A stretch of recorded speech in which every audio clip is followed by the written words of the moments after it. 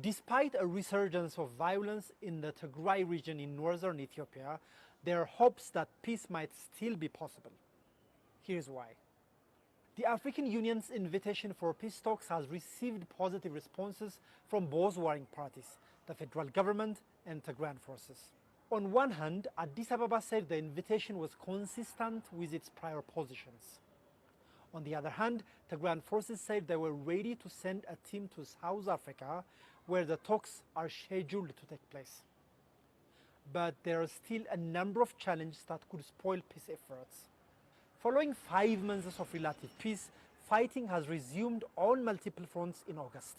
Tigrayan forces managed to push southwards, controlling Kobo town in neighboring Amhara, which they now have left. In the west, the Federal Army and its local allies gained some areas. In the east, there has been fighting along Tigray's borders with neighboring Afar. And finally, in the north, an operation by the Ethiopian federal government, which reportedly is supported by neighboring Eritrea, led to the capture of a Tigrayan town, Shararo.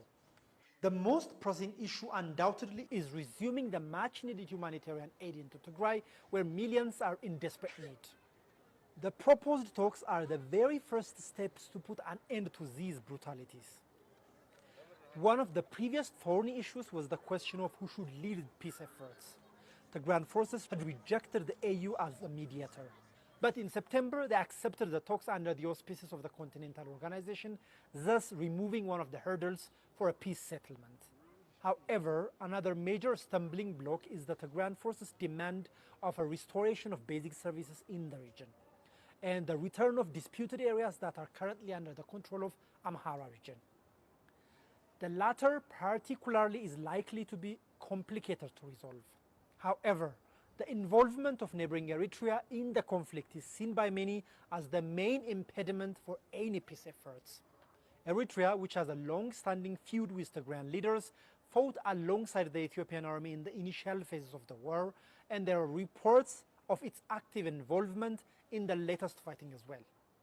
Asmara hasn't reacted to the latest peace efforts, and it's not clear how it will respond in the future, particularly if progresses are made.